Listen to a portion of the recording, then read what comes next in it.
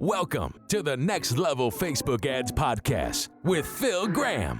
We help you master Facebook ads and give you an unfair advantage over your competition. Are you ready? Let's go.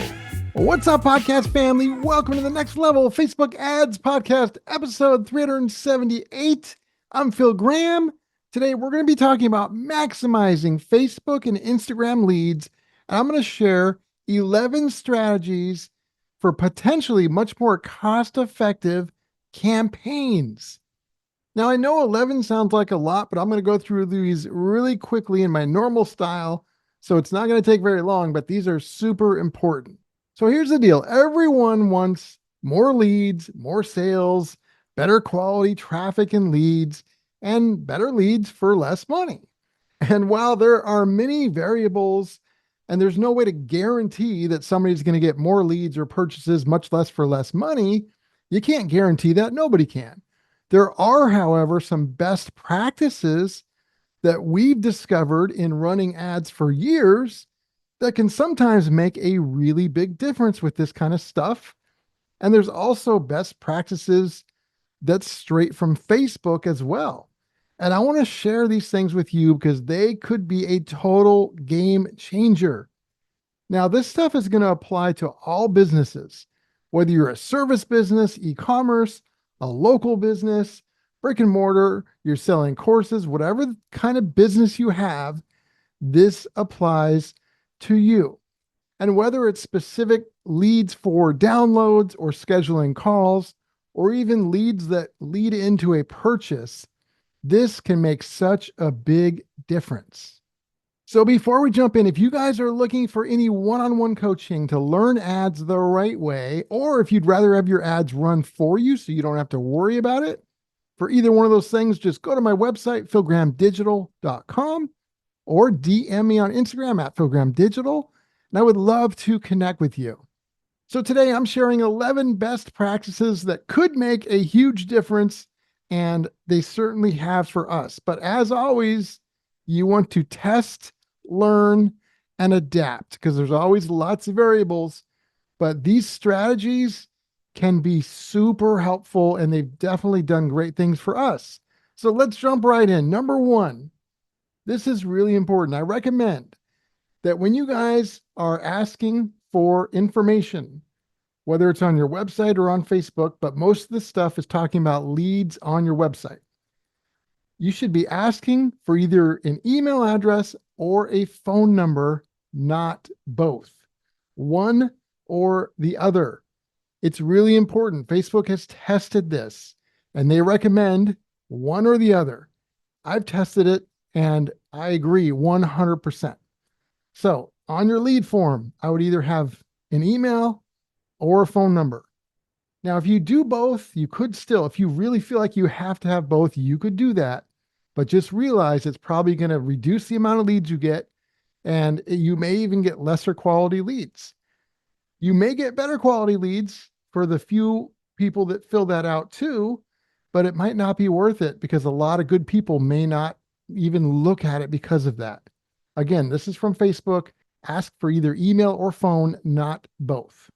Number two, this was actually surprising to me. This is also straight from Facebook. They recommend a single field for a full name versus having one form field for a first name and a different form field for the last name. They say that when you use a single field for a full name, it shows that people are getting, on average, a 14% lower and better cost per lead versus if somebody has a first name field and a last name field.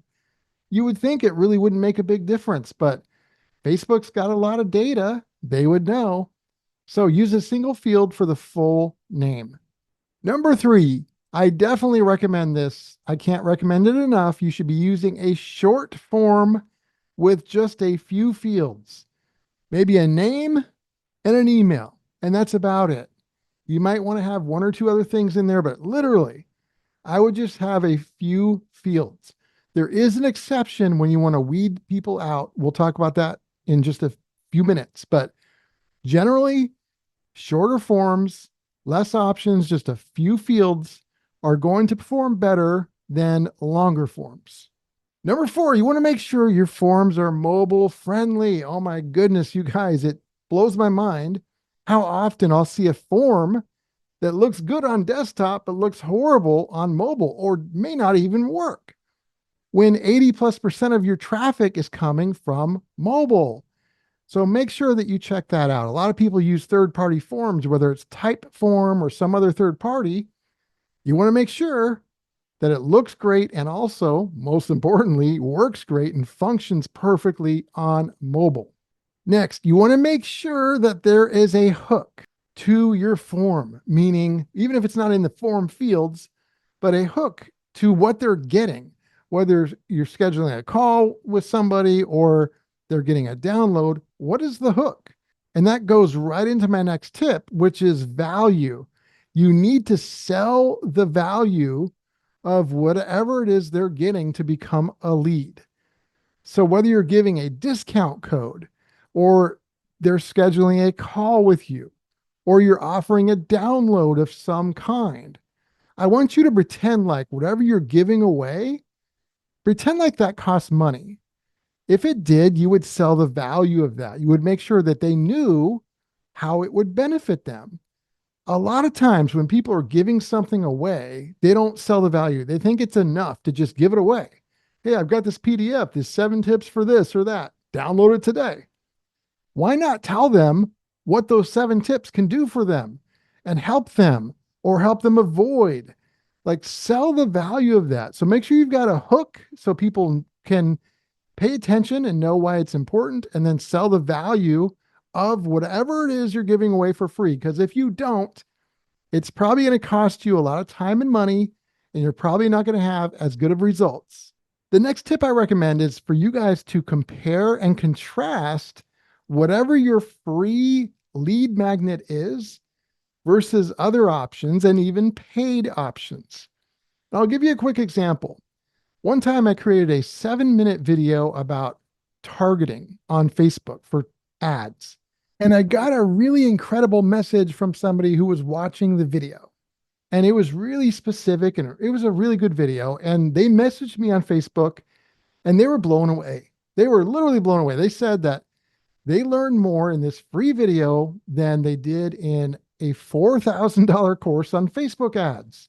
And this was not some friend. It was somebody I didn't even know. So it was very genuine.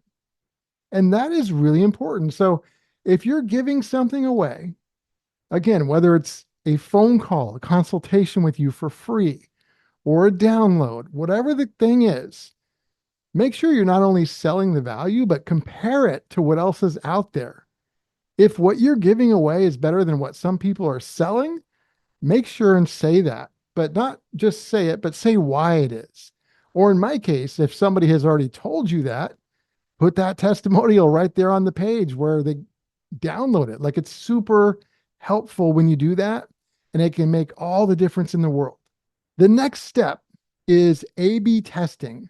So just like I test ads, I test audiences, I test creatives, headlines, all kinds of stuff. But just like you test ads, you should be testing your landing pages, your lead forms, and all of those types of things. You can test the ad copy on your actual forms. So I guess it's form copy, not ad copy. You can test a call to action. You can test even what the button says that they click to submit the form. Obviously, the visuals and graphics and images you can test. So test all those different things, because sometimes changing one thing could mean the difference between a $5 lead and a $55 lead. Those things can make a big difference. But word of warning, you should test all kinds of different things, but make sure that you only test one element at a time. Because if you test like 5 different things, no matter what happens, if you're testing it all at once, you're not going to know what made the difference. But if you test one thing at a time, you'll always know whether that one thing you tested either hurts you or helps you. And then you can use that with what you do next, and that makes a huge difference. Okay, the last 3 tips on this: you can qualify leads with conditional logic. Now, this is the exception to one of the earlier tips about really short forms and just a few fields. That's what I recommend for most things. But there are times when certain advertisers don't want to be inundated with leads that might not be right for them. Now, there are things you can do in the ad and how you phrase things that could help eliminate that or lessen that. And those are things that we do. But if you do that and you're still getting a bunch of leads that just are not good, then what you can do is use that conditional logic. And you can do that whether you're using a lead form on Facebook or in Messenger or even on your website. So you can ask some questions before they even become a lead, and they have to answer them a certain way. And if they do, they become a lead. If they answer them a way that you don't want, you can just send them a nice note saying it's not the right fit or give them some other option. But that is something that you can do that can be really helpful. Again, I would be careful with that because I would lean way more towards short forms. But if you just are getting inundated and you're super busy and you're getting too many leads that aren't working, then try that conditional logic. And then our 10th tip is from Facebook. They recommend when you're doing a lead, whether it's conditional logic or otherwise, 3 questions or less. So sometimes you just have a lead form where you're offering a download or a call and they just put a name and an email address. That's totally fine. But other times you are using that conditional logic or you want to find out a little bit more about who they are before they transition into that next step. So when you do, Facebook recommends no more than 3 questions. In fact, Facebook says when you use 3 or less questions, on average, that can equate to a lead cost of 26% cheaper. So 26% lower lead cost with 3 or less questions compared to those people who ask more than 3 questions on their lead forms. And that's straight from Facebook. Obviously, there's exceptions, but that's pretty strong. So if you are asking questions or wanting more info about people, try not to ask more than 3 questions in one form. And then last but not least, don't forget, you guys can not only get leads on your own site and have lead forms on your site from third-party sources, but you can also do this right on Facebook and Instagram. People don't even have to leave the platform. They can do it right from within Messenger. You can set up questions, conditional logic. You can then send them to a website or even deliver a download all on the platform. So don't forget, that's also a great option. So to summarize, like maximizing your leads and leveraging these strategies to try and have more cost-effective leads can really make a big difference, you guys. I would go through this list of 11 things. Make sure you write this stuff down. Make sure and test it. If you have questions, let me know. But this stuff is super powerful and it's done really well for us. And a lot of these things are things that it's not just me saying it, but Facebook is saying it as well. So I highly recommend you guys test it out. My friends, episode 378 is in the books. Thank you so much for being here. I've got another great episode for you next week. Until then, if you want to get in touch, philgrahamdigital.com is the website, or DM me on Instagram at philgrahamdigital. I will talk to you on next week's episode. Peace out. Thanks for listening to the Next Level Facebook Ads Podcast. Please remember to subscribe and share this with all your friends. For show notes, more tips, and to learn more about Phil, please visit philgrahamdigital.com/podcast.